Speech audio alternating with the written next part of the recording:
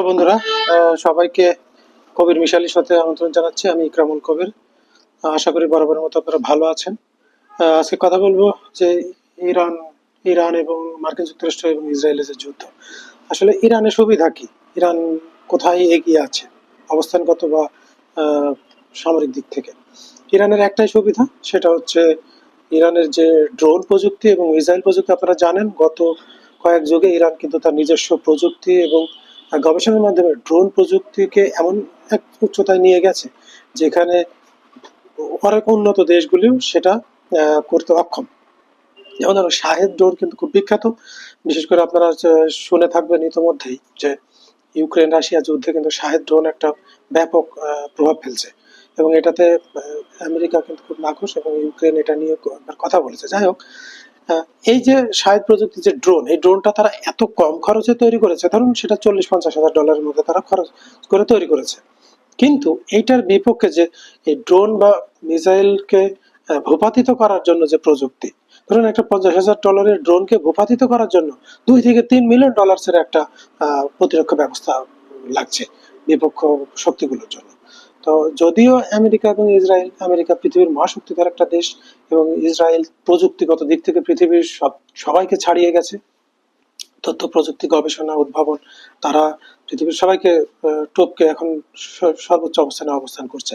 যাই হোক, ইরান কিন্তু তার গত কয়েক যুগ ধরে তারা নিজেরাও সামরিক দিক থেকে বেশ এগিয়ে ছিল। তো এই যে এখন ব্যাপার হচ্ছে যে ইরান কতক্ষণ তার কাছে যে সংগ্রহ, যেটা তার স্টক কতগুলি আছে। এখন শহীদ ড্রোন বলেন বা মিসাইল বলেন, যে স্বল্প পাল্লার বা মাঝারি পাল্লার যে মিসাইলগুলি, সবগুলি স্বল্প পাল্লার গুলি অবশ্যই গালফ কান্ট্রির সবগুলিতে আঘাত আনতে সক্ষম, এবং মধ্য পাল্লার যে প্রায় 2000 কিলোমিটার যে মিসাইলগুলি, সেটা ইসরায়েলে যে আঘাত আনতে সক্ষম। কিন্তু সমস্যা হচ্ছে যে যার কতগুলি তার স্টকে আছে, কতক্ষণ সে এটা চালিয়ে যেতে পারবে। তার কারণ তার অর্থনৈতিক অবস্থা কখনোই তার বিপক্ষ শক্তির সমান বা কাছাকাছিও নাই। এই জন্য সমস্যা হচ্ছে যে সে কতক্ষণ এটাকে সাস্টেইন করতে পারবে, যুদ্ধকে বয়ে নিয়ে যেতে পারবে, এটা হচ্ছে ব্যাপার। তবে যেহেতু কাছাকাছি, যদি ইরান পারে তো সে খুব কম খরচে যুদ্ধটা পরিচালনা করতে পারবে। তবে একটা বিষয় এখানে, যে ইরানের ভিতরের যে সরকার ব্যবস্থা, সেটা সম্ভবত ভেঙে পড়েছে। কারণ আপনারা জানেন যে তার প্রেসিডেন্ট, সেনাপ্রধান, সর্বোচ্চ ধর্মীয় নেতা, তাদেরকে হত্যা করা হয়েছে। ইতিমধ্যে অনেক সেনাবাহিনীর উচ্চপদস্থ কর্মকর্তা নিহত হয়েছে।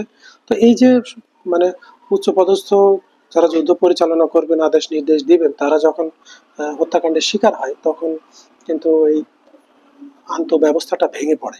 তো এই ভেঙে পড়া অবস্থায় হয়তো এখনো তারা আছে। তবে দেখা যাক তো এই যুদ্ধটা কত দূর যায়। তবে যুদ্ধ দীর্ঘায়িত হলে বাংলাদেশের মতো দেশের জন্য ভয়াবহ বিপদ সামনে অপেক্ষা করছে। কারণ কি? কারণ হচ্ছে আপনারা জানেন যে আমাদের জ্বালানি তেল, আমাদের গ্যাস, ইন্ডাস্ট্রিয়াল গ্যাস এবং হাউস হোল্ড ব্যবহারের যে গ্যাস, আমাদের যে এগ্রিকালচারের যে সার, এই সবগুলি মধ্যপ্রাচ্য থেকে অধিকাংশই আসে। তো এই যুদ্ধের ফলে বাংলাদেশ যদি দীর্ঘায়িত হয় যুদ্ধটা, তাহলে বাংলাদেশ একটা ভয়াবহ বিপদের মধ্যে পড়ে যাচ্ছে।